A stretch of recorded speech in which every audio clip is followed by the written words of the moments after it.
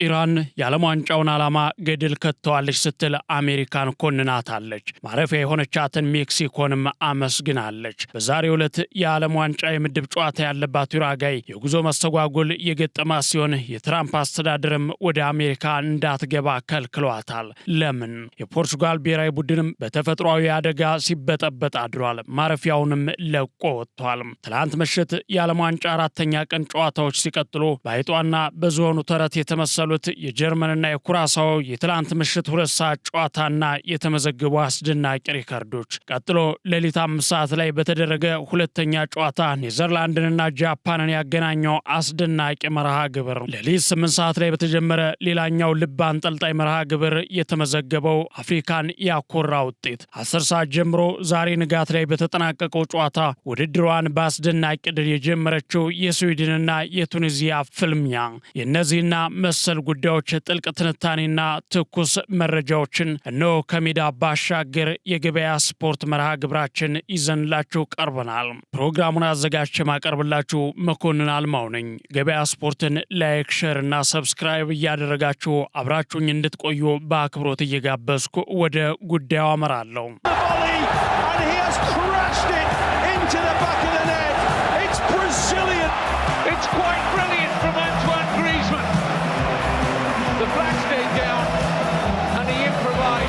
ንስርን ከወፍ ጋር ያገናኘው የአራተኛ ቀን የዓለም ዋንጫ ምሽት ጀርመንን አንግሶ ኩራሳውን አኮስሶ አልፏል። እጅግ በጣም የተጋነነ ልዩነት ያላቸው ሁለቱ ሀገራት ምንም እንኳን ጨዋታውን በሰፊ ልዩነት ቢሸናነፉም ነገር ግን በየፊናቸው አስደናቂ ሪከርድ አስመዝግበዋል።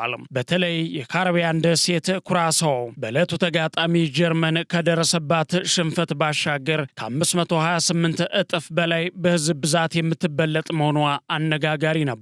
ጀርመን 93.8 ሚሊዮን ህዝብ፣ ኩራሳው ደግሞ 158 ሺህ ህዝብ እንዳላቸው መረጃዎች ያሳያሉ።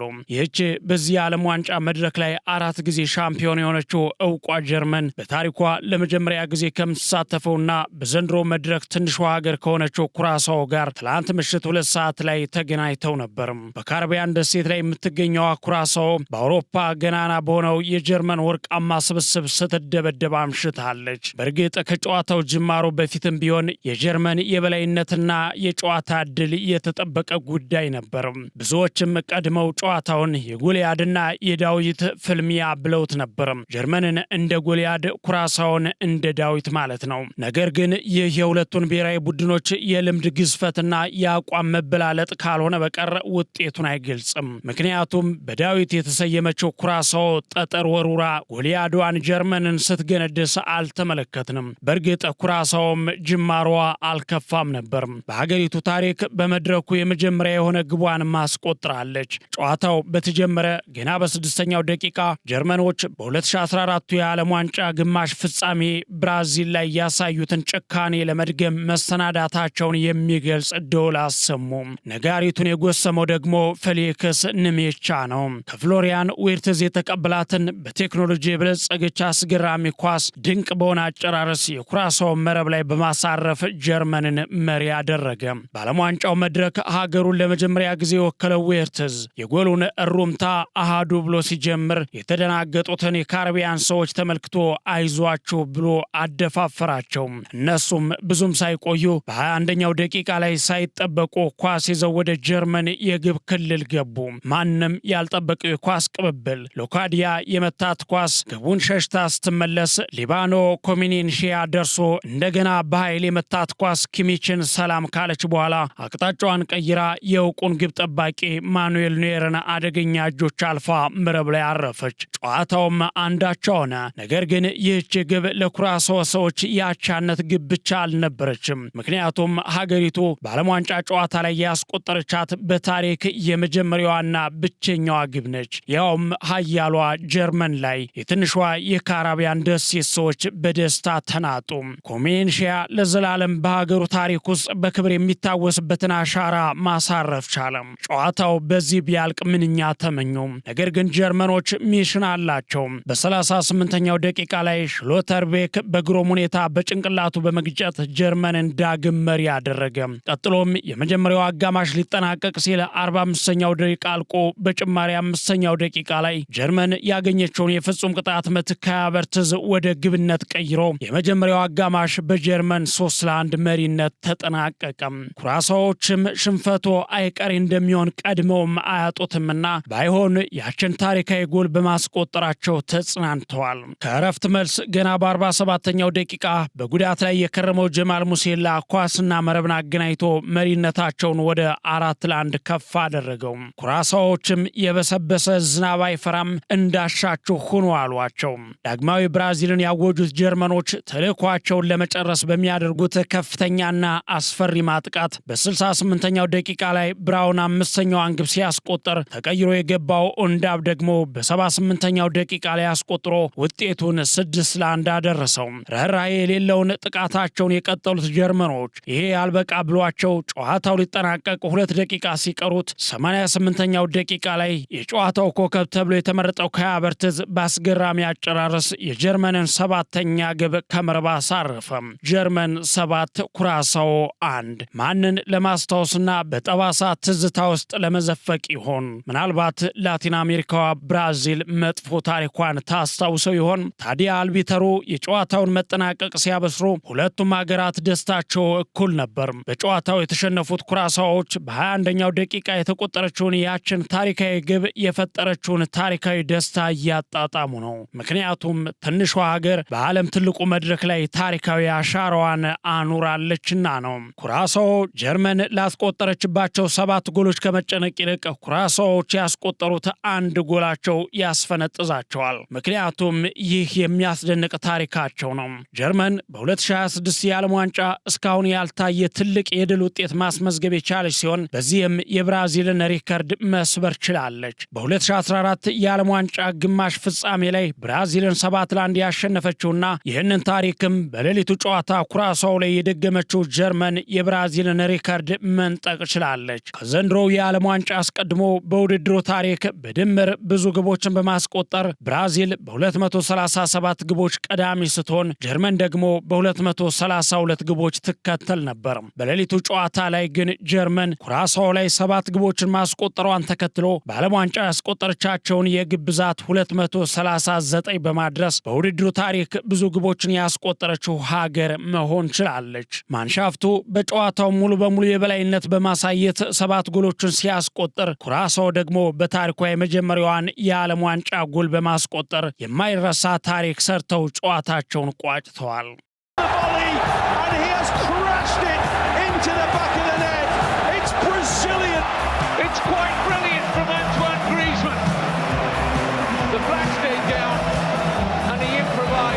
ቀጥሎ የተደረገው የዓለም ዋንጫ የአራተኛ ቀን ሁለተኛ ጨዋታ ሆኖ ማታ 5 ሰዓት ላይ ኔዘርላንድና ጃፓንን ያገናኘው መርሃ ግብር ነው።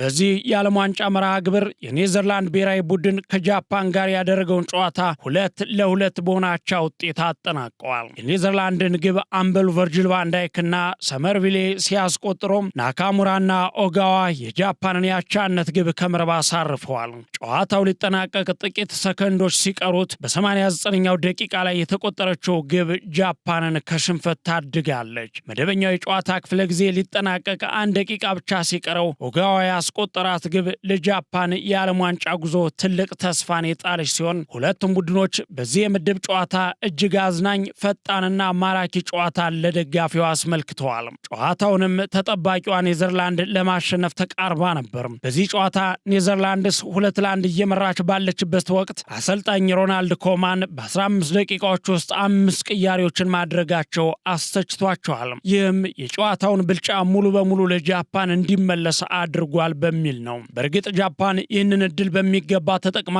ወደ ጨዋታው በመመለስ ነው ባለቀ ደቂቃ የአቻነቷን ጎል ያስቆጠረችው። በዚህም የኮማን ውሳኔ በጨዋታው ውጤት ላይ ቀጥተኛ ተጽዕኖ ፈጥሯል የሚሉ አስተያየቶች ተሰንዝረዋል። ይሁን እንጂ ኔዘርላንዶች የዓለም ዋንጫ ሪከርዳቸውን ግን ዘንድሮ ማስቀጠል ችለዋል። ኔዘርላንድስ በዓለም ዋንጫ የምድብ የመጀመሪያ ጨዋታዋን በታሪክ ተሸንፋ አታውቅም። ይህ በውድድሩ ታሪክ ውስጥ ረዥሙ ያለመሸነፍ ሪከርድ ነው። ኦራኒዮዎቹ ለብዙ አስርተ ዓመታት በዓለም ዋንጫ የመክፈቻ የምድብ ጨዋታቸውን ሳይሸነፉ መቀጠላቸው አስደናቂ ታሪክ ነው። በዚህ ዓመትም ሌሊቱን ከጃፓን ጋር 2-2 በሆነ ውጤት በመለያየታቸው ሪከርዳቸውን ማስጠበቅ ችለዋል። በተጨማሪም ኔዘርላንዶች ላለፉት 20 ዓመታት በዓለም ዋንጫ ጨዋታ ላይ በመደበኛ 90 ደቂቃ ሽንፈት ገጥሟቸው አያውቅም። ያም ማለት ኔዘርላንድ ለ20 ዓመታት በመደበኛ 90 ደቂቃ አልተሸነፈችም። ሽንፈት የገጠማት በጭማሪው 30 ደቂቃ ወይም በፍጹም ቅጣት ምት መለያ ምት ብቻ ነው። ጃፓን በበኩሏ ካለፉት 6 ተከታታይ ጨዋታዎች ድል በኋላ ነው በሌሊቱ ፍልሚያ አቻ የወጣችው። ጃፓን ባለፉት ጨዋታዎቿ ብራዚልን 3-2፣ ጋናን 2-0፣ ቦሊቪያን 3-0፣ ስኮትላንድንና እንግሊዝን እንዲሁም አይስላንድን ደግሞ 1-0 ድል አድርጋለች። በተጨማሪም የትኛውም የአውሮፓ ብሔራዊ ቡድን ከ2019 ጀምሮ የጃፓን ብሔራዊ ቡድንን ማሸነፍ አልቻለም። ጃፓን በእነዚህ ጊዜያት ውስጥ ከአውሮፓ ብሔራዊ ቡድኖች ጋር 8 ጨዋታዎችን አድርጋለች። 6ቱን በድል ስትወጣ 2ቱን ደግሞ አቻ ወጥታለች። በትላንቱ የአቻ ውጤት በኋላም በስነ ምግባር የተገነቡ ትሑት እንደሆኑ የሚነገርላቸው የጃፓን ማህበረሰብ ውጤት የሆኑት የብሔራዊ ቡድኑ ደጋፊዎችም ከትላንቱ የአቻ ውጤት በኋላ እንደተለመደው ስቴዲየሙን አጽድተዋል። ከጨዋታው በኋላ የጃፓን ብሔራዊ ቡድን ደጋፊዎች ያቆሸሹትን ስቴዲየሙን አጽድተው የወጡ ሲሆን ሁሉም ደጋፊዎች ወደ ጨዋታው ሲመጡ የቆሻሻ ማጠራቀሚያ ላስቲክም ይዘው ነበር የመጡት። የጃፓን ደጋፊዎች የተጠቀሙትን ነገር አጽድተው የሚሄድ ልማድ ያላቸው ሲሆን ከዚህ ቀደምም በኳታር ይህንን ተመሳሳይ ነገር አድርገውት ነበር።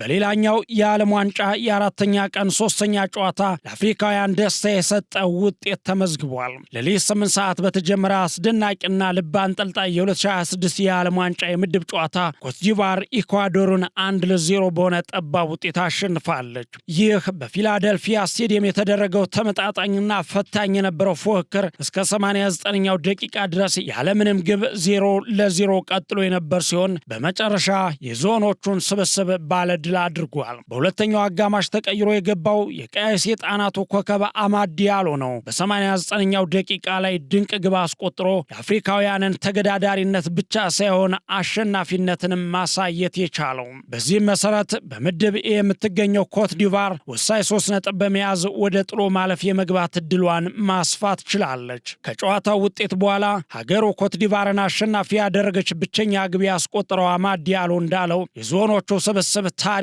ለመስራት እንደመጣ ተናግሯል። ለአብዛኛው የቡድን አባላት ይህ ውድድር አዲስ መሆኑን የገለጸው አማድ ዲያሎ የመጣ ነው ግን ታሪክ ለመስራት ነው ሲል ተደምጧል። በአማድ ዲያሎ የመጨረሻ ደቂቃ ግብ የተሸነፉት ኢኳዶሮች በበኩላቸው ውጤቱ ፍትሐዊ ያለመሆኑን በአሰልጣኛቸው በኩል ገልጸዋል። ኢኳዶሮች በጨዋታው በ3 አጋጣሚዎች ለግብ ቀርቦ የነበረ ቢሆንም ነገር ግን የግቡ አግዳሚ መልሶባቸው ነበር። በጨዋታው የዳኝነት ቅሬታ ያነሱት አሰልጣኝ ሴባስቲያን የዳኝነት መድሎ ደርሶብናል ሲሉም ድምፃቸውን አሰምተዋል። ሆኖም የደቡብ አፍሪካ ሀገራት በዘንድሮው የዓለም ዋንጫ ደካማ ጅማሮን እያደረጉ እንደሆነ ግልጽ ነው። ለወትሮው ለተጋጣሚ እጅግ ፈታኝና የበላይ የነበሩት የላቲን አሜሪካ ሀገራት በዘንድሮው የዓለም ዋንጫ እስካሁን በተደረገ መርሃ ግብር አንዳቸው ማሸነፍ አልቻሉም። ብራዚል ከሞሮኮ አንዳቻ ስትወጣ፣ ፓራጓይ በአሜሪካ 4-1 ተሸንፋለች። እንዲሁ ኢኳዶርም ትላንት ምሽት በአፍሪካዊቷ ልዕልት አይቮሪ ኮስት 1-0 በመሸነፍ ላቲን አሜሪካውያን በዚህ የዓለም ዋንጫ ድል እንደራቃቸው ማረጋገጫነት ሰጥተዋል። ይህም የሆነው ከ52 ዓመታት በኋላ በዓለም ዋንጫው ለመጀመሪያ ጊዜ የሆነ ነገር ነው። በቀጣይም አርጀንቲና፣ ዩራጋይና ኮሎምቢያ የምድብ የመጀመሪያ ጨዋታቸውን የሚያደርጉ የደቡብ አሜሪካ ሀገራት ናቸው።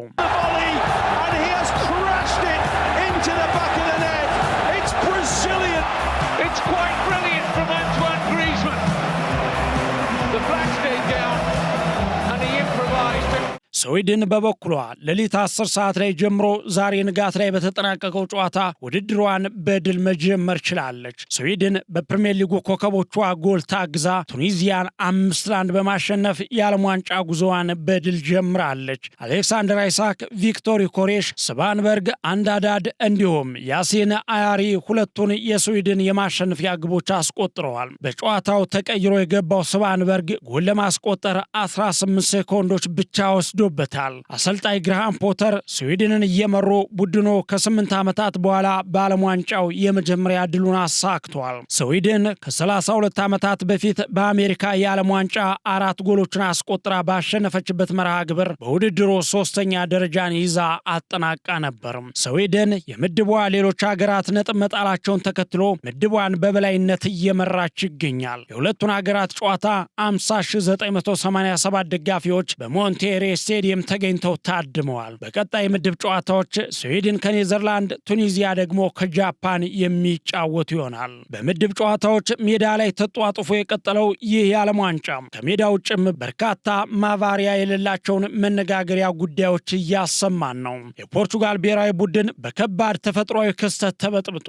የዓለም ዋንጫው አስተናጋጅ ሀገራት ላይ የዝናብ ማዕበል፣ የአውሎ ንፋስና የመሬት መንቀጥቀጥ እንዲሁም የመብረቅ አደጋዎች እንደታሰቡት የፈሩት ይደርሳል ሆኗል። በፖርቹጋል ብሔራዊ ቡድን ማረፊያ ሆቴል አካባቢ ከባድ አውሎ ንፋስና ነጎድጓድ የቀላቀለ ዝናብ መከሰቱን ተከትሎ ሁሉም የብሔራዊ ቡድኑ ልዑክ አባል ማረፊያ ሆቴሉን ለቆ መውጣቱ ታውቋል። ሌላው ደግሞ በዛሬው ዕለት የዓለም ዋንጫ የምድብ መርሃ ግብር ያለበት የዩራጋይ ብሔራዊ ቡድን የጉዞ መስተጓጎል እንደገጠመው ታውቋል። ይህም የሆነው የብሔራዊ ቡድኑ አውሮፕላን በወረቀት አለመሟላት ምክንያት አሜሪካ ለመግባት በመከልከሉ ምክንያት እንደሆነ ተነግሯል።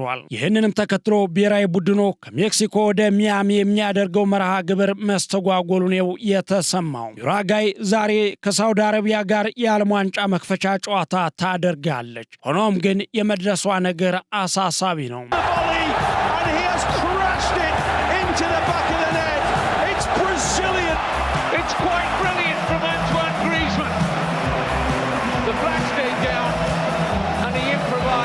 ሌላው የዓለም ዋንጫ የምድብ የመጀመሪያ ጨዋታዋን ዛሬ የምታደርገው ኢራን በበኩሏ አሜሪካን በበቂ የወረፈችበትን አስተያየት ሰጥታለች። አሜሪካ የእግር ኳስን ሰላማዊነት አሳጥታለች፣ የሜክሲኮን ሕዝብ ግን እናመሰግናለንም ብለዋል። የኢራን ብሔራዊ ቡድን ተጫዋች መህዲ ታሬሚ አሜሪካ የዓለም ዋንጫው ላይ አሉታዊ ተጽዕኖ እያሳደረች እንዳለ ሲገልጽ ኢራን በአሜሪካ ብቸኛ ተጎጂ አለመሆኗን ያነሳ ሲሆን ዳኞችን ጨምሮ ሌሎች በርካቶች እንግልት እየደረሰባቸው ነው ሲል ተናግሯል። ከመጣሁበት ቀን አንስቶ ውጥረት ነበር። እያወራን ያለነው ስለ ዓለም ዋንጫው ደስታና ሰላም ነው። እያየን ያለነው ግን ያንን አይደለም የሚለው ታሬሚ እንዲህ ያሉ ክስተቶች ውድድሩን እንደሚያደበዝዙ የገለጸ ሲሆን የፊፋን ዓላማና አቋምም የሚጻረር መሆኑን አሳውቋል። ተጫዋቹ በመጨረሻም የሜክሲኮ ሕዝብ ላደረገላቸው መስተንግዶና አቀባበል እናመሰግናለን ሲል ምስጋናውን አቅርቧል።